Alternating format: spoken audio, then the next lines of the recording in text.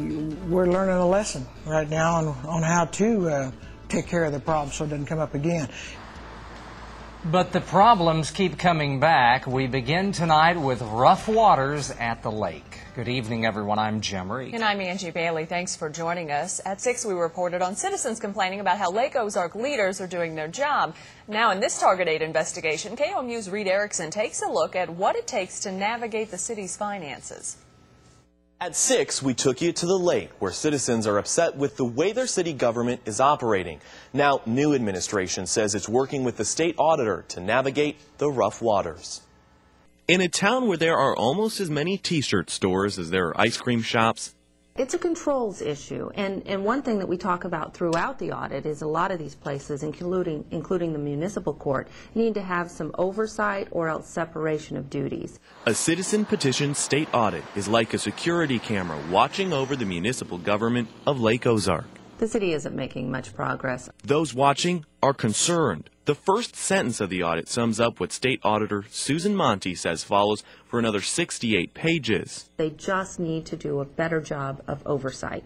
One thing that we talk about in the report is that they had inadequate financial records, inadequate publishing of those financial records, and inadequate planning. A big concern is the fact that this report's almost a carbon copy of the one from 7 years ago. And there is nobody to oversee or make the city council accountable for what they're doing. In the report, 7 years later, the city still can't account for where money's being spent when employees use credit cards. And that's the case for nearly 15% of the purchases. In 2000, auditors found that reports did not contain sufficient information.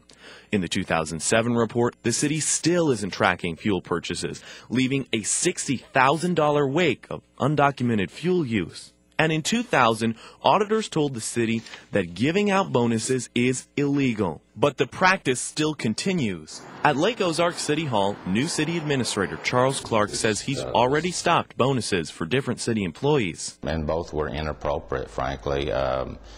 I didn't know about the bonuses even though I was here at the time because it was deemed that I hadn't been here long enough. The problem is complex, but one part is simple. Some employees aren't following procedure. The procedures that were put in place just weren't being followed and by a couple of critical individuals.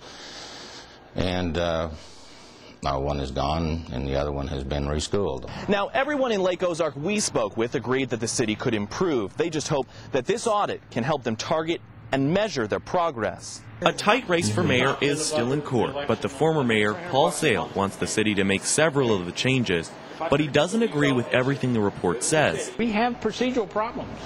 We've never denied that. I said that a year ago. Yep. There is some problems there. There's no money missing, no. But where there's agreement between the state auditor and local officials is that high turnover makes it tough to implement changes. You're making headway. Then you have a new team, a new player come in, or 3 players, or 4. You have a new person coming in trying to learn something that hasn't had the benefit of having us be in there trying to tell them how to set it up. If the procedures weren't in place in the first place, then that person has nothing to follow. And follow-up is what current mayor Johnny Franciscos is promising. On our papers that we get every month, I want them to show what we have done to correct some of the corrections every month so that 2 years from now, 3 years from now, somebody can't come in and say, we look at this, we're just right like we were before. There is another twist to this story. The citizens of Lake Ozark still don't know who their mayor will be. In 1 week, voters will re-vote the mayoral contest. Former Mayor Paul Sale lost by only 1 vote in the initial count and started the move for a new election.